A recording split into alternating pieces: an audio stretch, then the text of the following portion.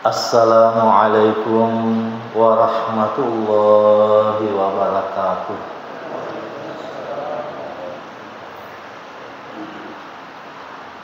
Alhamdulillahi rabbil alamin, wa bihi nasta'inu ala umuri dunya waddin, wa la 'udwana illa 'alal zalimin. Ashhadu an la ilaha illallah wahdahu la syarikalah, wa ashhadu anna Muhammadan 'abduhu wa rasuluhu la nabiyya ba'dah.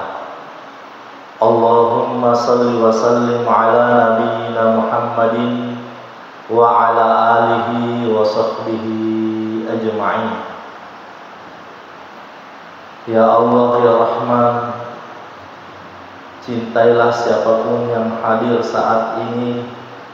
Turunkan petunjuk-Mu kepada kami, agar kami sadar bahwa hidup yang singkat ini sebenarnya hanya untuk memberikan pengabdian yang terbaik kepadamu.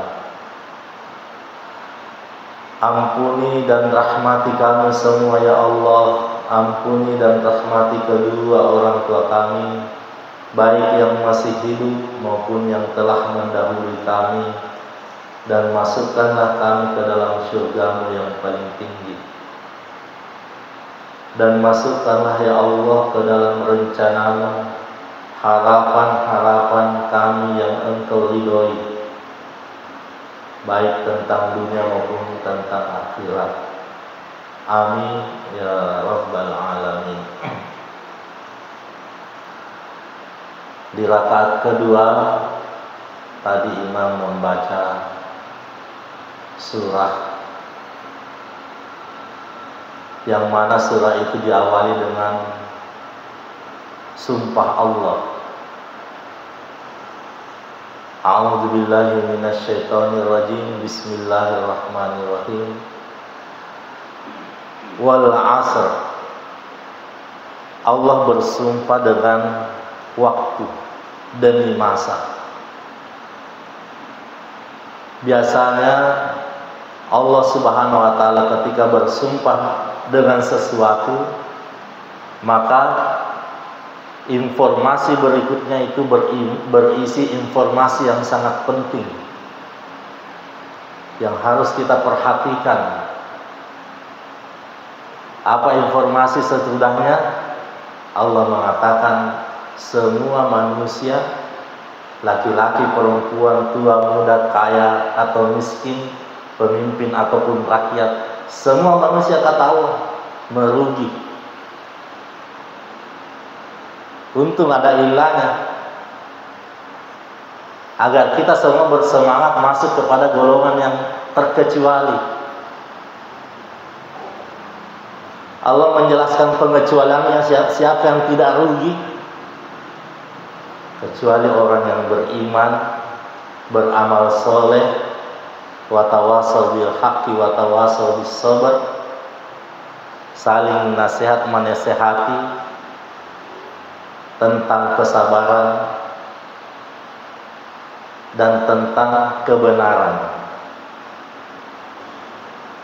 Dan Rasulullah sallallahu alaihi wasallam menjelaskan dalam hadisnya yang mulia, salah satu ciri orang yang beriman itu adalah senang dengan nasihat, gembira kalau dinasihati, senang juga bernasihat, karena nanti kita dikategorikan masuk dalam kelompok watawasau bil haqqi watawasau bis sabr, kalau senang bernasihat dan senang dengar nasihat. Allah jelaskan di dalam Al-Quran bahwa nasihat itu memberi manfaat. Kalau kita dengar baik-baik, pasti ada yang nyangkut, pasti ada tambahan pengetahuan dan tambahan ketenangan yang memang Allah janjikan. Bertambah ketenangan yang sudah ada ketenangan di hati, dengarkan nasihat seperti ini, Allah janjikan tambahkan ketenangan. Ada rahmat Allah yang turun ketika keadaan seperti ini. Agama itu nasihat, kata Rasulullah SAW. Siapa yang tidak senang dengan nasihat berarti tidak senang dengan agama. Dan bisa jadi dikatakan tidak ada agamanya orang yang tidak bernasihat dan tidak senang nasihat. Berarti sekarang kita ini sedang beragama ini, bernasihat, dengarkan nasihat, kemudian bernasihat. Saya juga tadi baru dapat informasi supaya disuruh ganti Ustaz Hidayatullah. Tiba-tiba Ustaz Hidayatullah harus ke Bulukumba. Ada diberikan tugas sama kakaknya, Ustaz, bismillah. Ini kebaikan dalam hati. Sempat agak-agak nggak enak badan tadi. Saya bilang mudah-mudahan sehat. Kebaikan itu tidak boleh ditolak.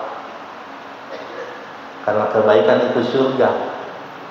Kapan kita tolak kebaikan berarti tanpa kita sadari kita menolak surga. Ada seorang laki-laki yang menghadap kepada Rasulullah minta dinasehati. Wahai Rasulullah, beri saya nasihat yang singkat, nasihat yang ringkas, yang bisa aku amalkan dalam kehidupanku, yang bisa membuat aku bahagia dan sukses dunia dan akhirat. Nasihat yang singkat, nasihati saya. Lalu Rasulullah SAW memberikan nasihat singkat kepadanya 3 macam. Pertama, nasihat beliau adalah, kalau engkau mau sholat, sholatlah seakan-akan sholatmu itu adalah sholat yang terakhir. Nasihat yang kedua adalah, jangan jaga lisanmu. Jangan engkau mengucapkan sesuatu yang membuatmu kamu harus meminta maaf besok. Yang ketiga, nasihat Rasulullah SAW kepada dia, yaitu berusahalah semaksimal kemampuan untuk tidak memiliki rasa iri, untuk tidak menginginkan apa yang didapatkan oleh orang lain. Itu nasihat singkat beliau kepadanya. Maksudnya ini, 3 amalan ini bisa membuat kita bahagia. 3 amalan ini bisa membuat kita sukses dunia dan akhirat. Sholat, seakan-akan sholat kita sholat yang terakhir. Kemudian jaga lisan. Kemudian yang ketiga, hilangkan sifat iri di hati. Mari kita renungkan satu persatu nasihat tersebut, ya. Bila perlu supaya nasihat ini makin menyentuh, seakan-akan kita yang bertanya kepada Rasulullah SAW supaya diberi nasihat yang singkat yang bisa kita amalkan dalam kehidupan, yang membuat kita bahagia dunia akhirat.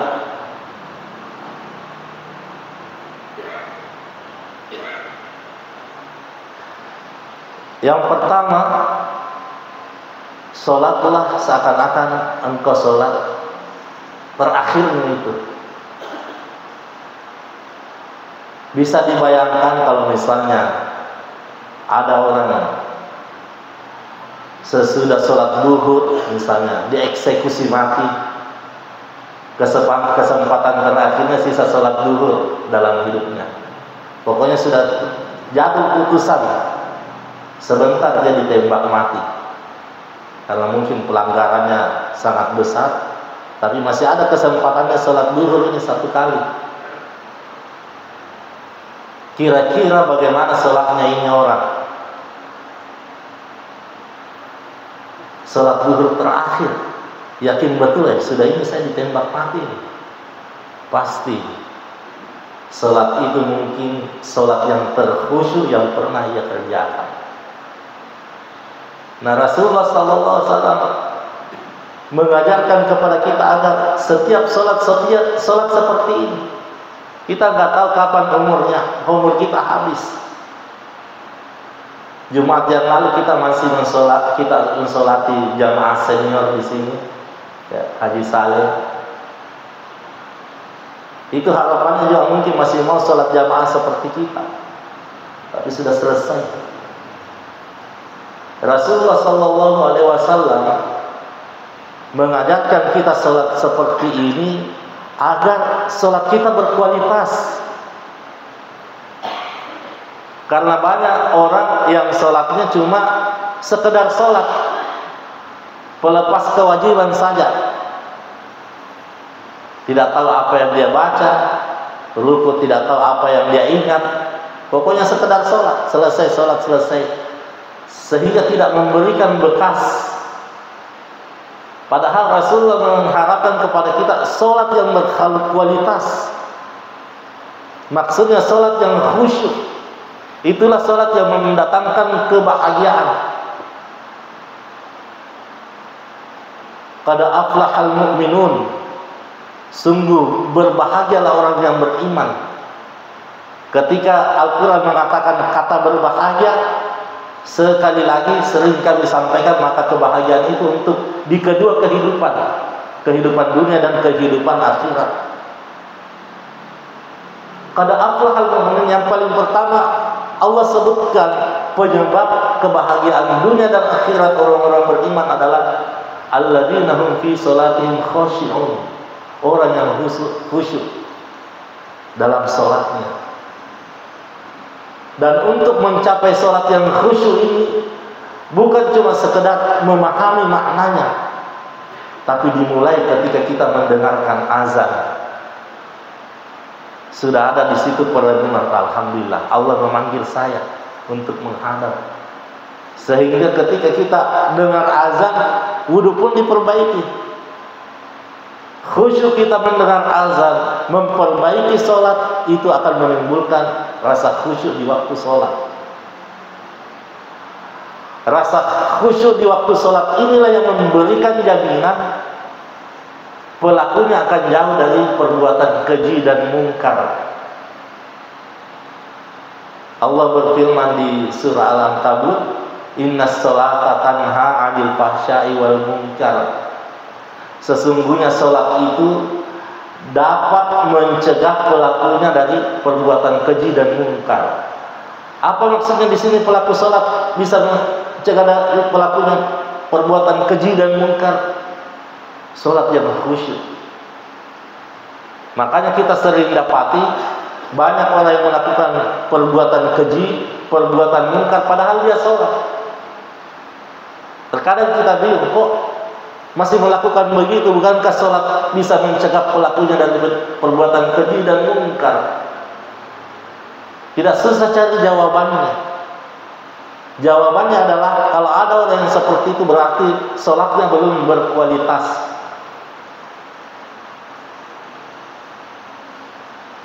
Kalau ada yang masih getol semangat melakukan perbuatan keji dan mungkar, padahal dia sholat 5 waktu, sholatnya dikerjakan asal-asalan, tidak berkualitas, tidak memberi bekas di jiwanya. Ini penting.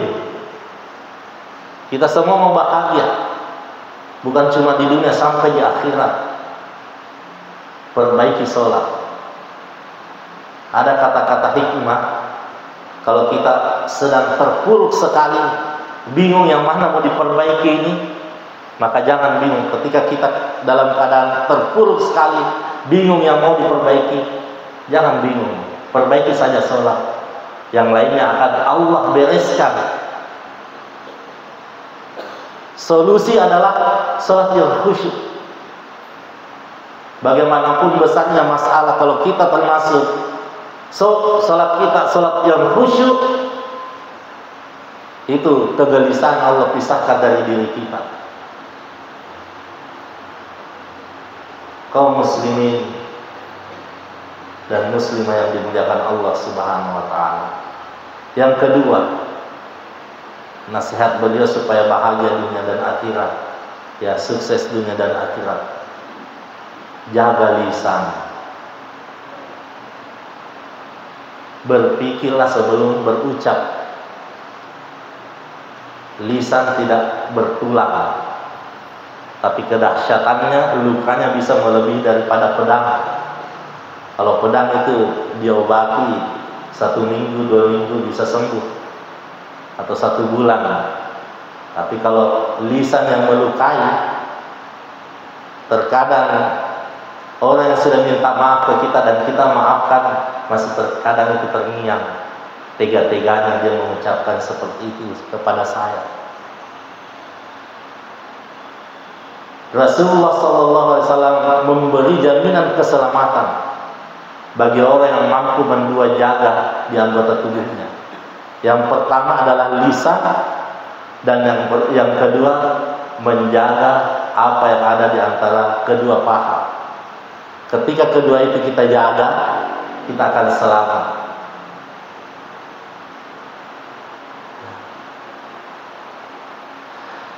Kaum muslimin dan muslimah yang mudah-mudahan dirahmati oleh Allah Subhanahu wa taala, lisan harus kita jaga dari caci maki, mengumpat. Lisan juga harus dijaga dari dusta. Wah, kalau berbicara tentang dusta, sekaranglah masa-masa kedustaan muncul, ya. Masa-masa curang, berseliweran. Kita tahu semua kecurangan yang ada sekarang. Itu diawali dari dusta, bohong, tidak mampu menjaga lisan, berjanji terus tapi tidak mampu menepatinya. Ya, kecurangan yang kita rasakan saat ini, kita tidak usah lagi jauh-jauh. Di Al-Markas sendiri, ya, ketika pencoblosan itu DPT cuma 143. Ada paslon cuma dapat 12 suara, calon presiden cuma 12 suara. Pas dikasih masuk, 912. Mau dirubah tidak bisa berubah. Ini di Al-Markas. Tapi percayalah, apapun yang dibangun atas kebatilan, kalau pondasinya batil, pondasinya kemaksiatan, maka kita tidak bisa mengharapkan kebaikan daripadanya. Dan kecurangan pasti dibalas oleh Allah. Walaupun kita tidak bisa membalasnya, pasti ada balasan. Faman ya'mal mithqala dzarratin syarran yarah. Walaupun perbuatan buruk itu sangat halus sekali, bahkan mungkin kita tidak anggap perbuatan buruk, tapi Allah anggap, itu akan dilihat dan dirasakan balasannya. Tentu kita kecewa, karena ini suara, ini amanah. Dan ternyata pas kita lihat di medsos, bukan cuma di Al-Markas terjadi, banyak sekali pada kejadian. Tapi kita serahkan kepada Allah hal yang seperti itu. Wa makaru wa makara Allah. Musuh-musuh Allah, mereka membuat rencana, Allah yang bikin rencana. Dan rencana manusia pasti akan tunduk. Rencana Allah pasti menang. Wallahu ghalibun ala amrih. Rencana Allah selalu menang. Nabi Fir'aun di puncak kekuasaannya, rencananya menghabisi Musa dan pengikutnya, tidak ada lagi boleh sisa. Di atas angin dia, saking yakinnya ketika laut sudah terbelah, masih merasa yakin kita nanti habisi Musa dan pengikutnya di pulau seberang. Dia tidak tahu beberapa menit kemudian dia harus mati. Ini juga memberi pelajaran kepada kita, kematian tidak ada yang tahu kapan waktunya. Kalau ada yang berkata saya tahu tempat kematianku, dia sedang memproklamirkan dirinya pendusta. Waktu itu Firaun bawa tukang sihirnya. Tukang sihir juga ikut tenggelam karena dia tidak tahu di depannya ada kematian. Tidak ada yang tahu di mana kita mati. Wa ma tadri nafsi. Tidak ada satu jiwa pun yang mengetahui di mana dia akan mati. Wa ma tadri nafsu madza taksibu gadan, dan tidak ada satu jiwa pun yang mengetahui apa yang akan terjadi esok hari. Tidak ada. Rencananya menghabisi Nabi Musa, tapi rencana Allah apa? Menghabisi Fir'aun dan bala tentaranya. Yang mana terjadi? Apakah rencananya Musa, rencana Fir'aun, atau rencananya Allah? Rencananya Allah yang terjadi. Fir'aun dan bala tentaranya dilibas habis dengan lautan. Kaum muslimin dan muslimah yang mudah-mudahan dirahmati oleh Allah Subhanahu wa taala.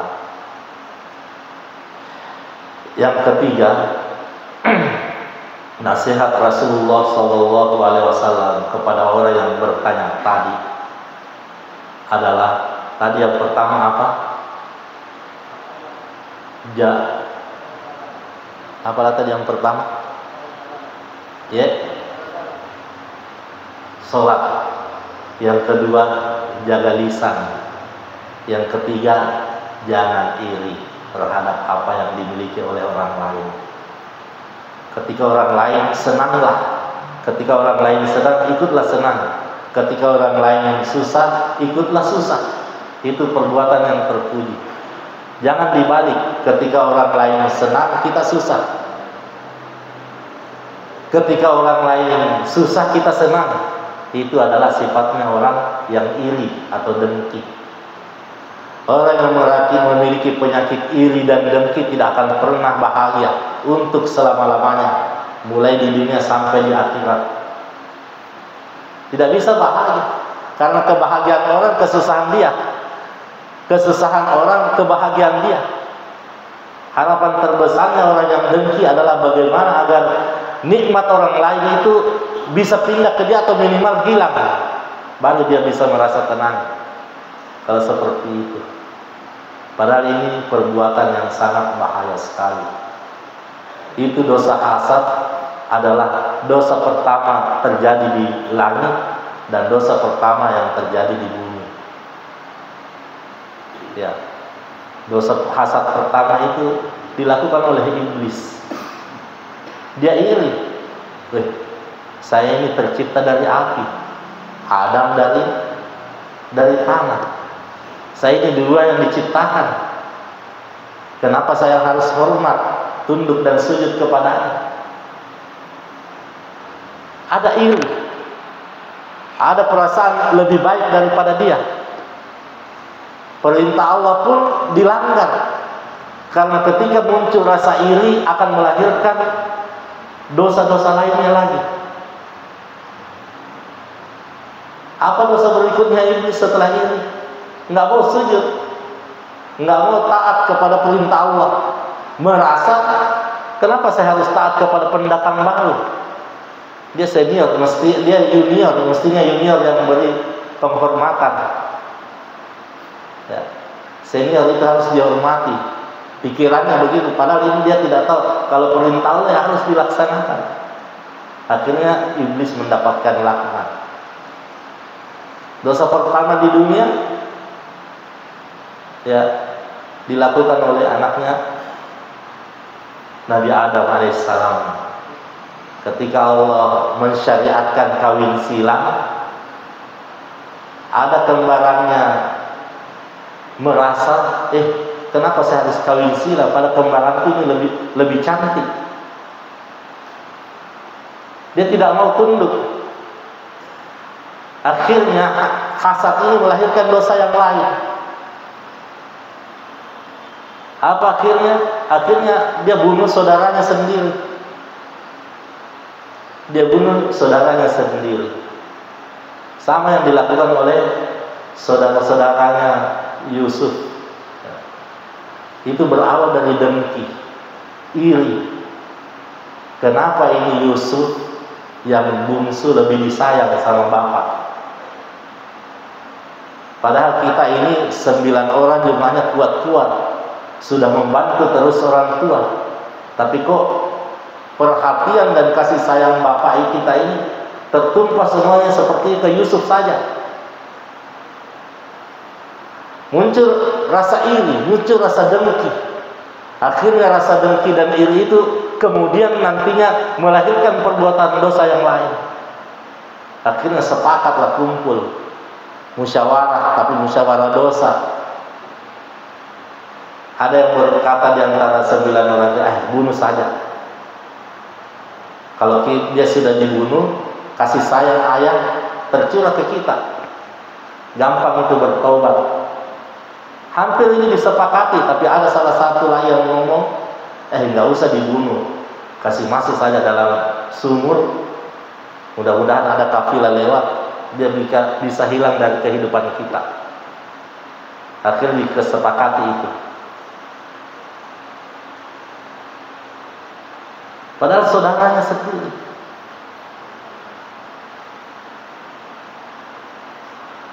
Itu hasad.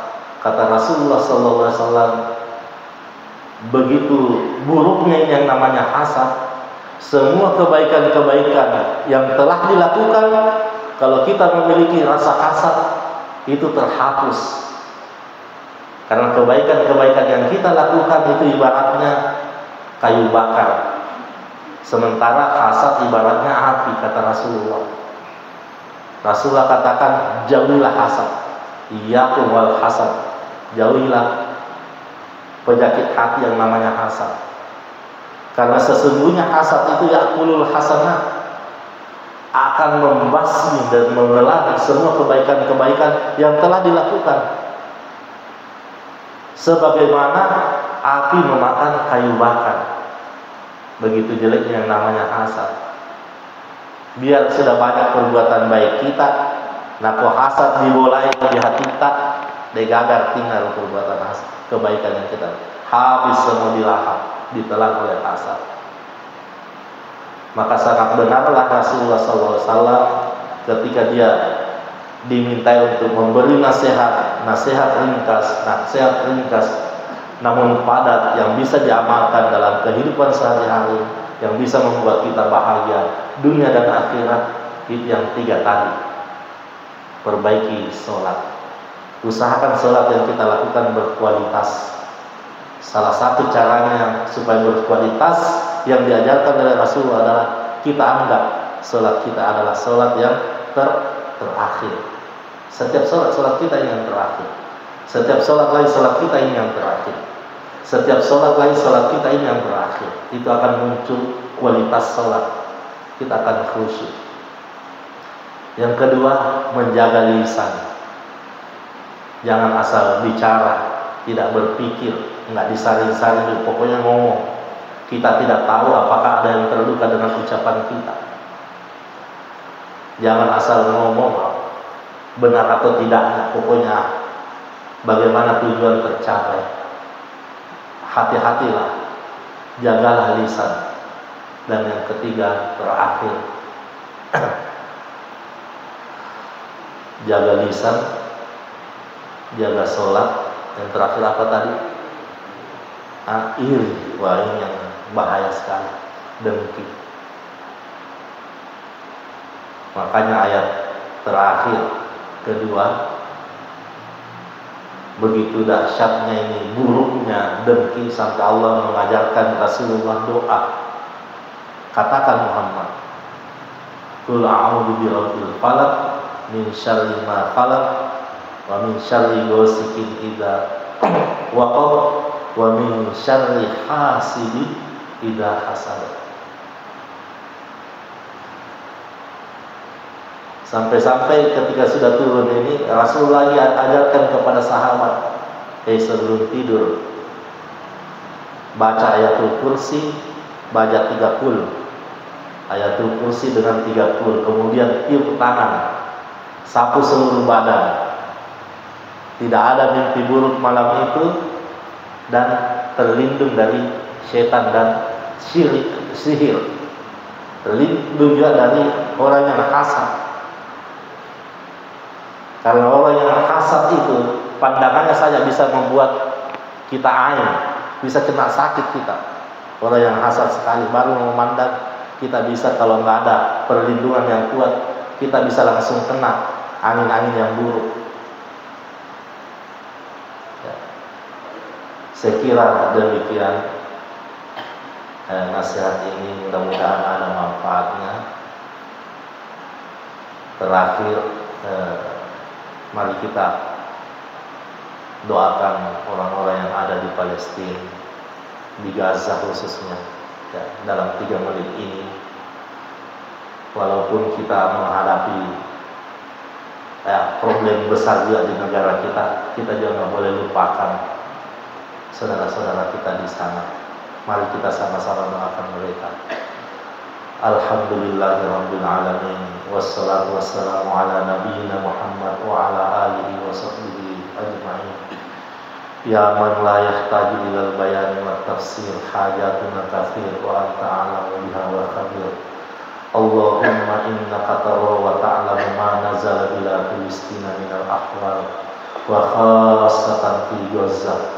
Ya zal jalali wal izzah, ya zal jabaruti wal izzah. Allahumma a'izza ahla Gaza, Allahumma a'izza ahla Gaza, Allahumma a'izza ahla Gaza, Allahumma farrij an ahli Gaza, Allahumma farrij ahla Gaza, Allahumma ansur ahla Gaza, Allahumma ansur ahla Gaza, Allahumma dawi jarihahum, Allahumma shfi maridahum, Allahumma qabal syahidahum, Allahumma arham maitahum, Allahumma kaffif jirahatihim, Allahumma barrid alamahum, Allahumma ja'alhum walil muslimina farajan wa fathan qariba ya rabbal alamin. Ilahana azza jaruk wa jalla thana'uk wa taqaddasat asma'uk, nas'aluka Allahumma bi asma'ikal husna wa sifatikal ula antum kidal masjidal aqsa min rijzil yahudil mu'tadin. Allahumma hfadil masjidal aqsa minal yahudil haqidin, Allahumma tahhiril masjidal aqsa minal yahudil ghasibin, Allahumma a'idil masjidal aqsa ila rihabil muslimin, Allahumma ja'al masjidal aqsa syamikhan wa azizan ila yaumiddin, Allahumma akrimna bis salati fil masjidil aqsa qabla al mamat. Ya munzilal kitab, ya mujriyas sahab, ya hazimal ahzab, ya sari'al hisab, ihzimil yahud wa zalzilhum zilzalan syadida wa damirhum tadmira a'da'aka a'da'ad-din. Allahumma la tatruku Gaza wahdaha, Allahumma la tatruku Gaza wahdaha, Allahumma la tatruku Gaza wahdaha wa kum ma'ahum wansurhum wa anta khairun nasirin. Allahumma hadha du'a'una wa minkal ijabah fa'ajib du'a'ana ya mujibas sa'ilin. Rabbana atina fid dunya hasanah wa fil akhirati hasanah wa qina adzaban nar. Rabbana taqabbal minna innaka antas samiul alim wa tub alaina innaka antat tawwabur rahim.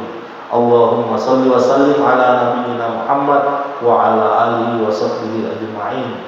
Walhamdulillahi rabbil alamin. Wassalamu alaikum warahmatullahi wabarakatuh.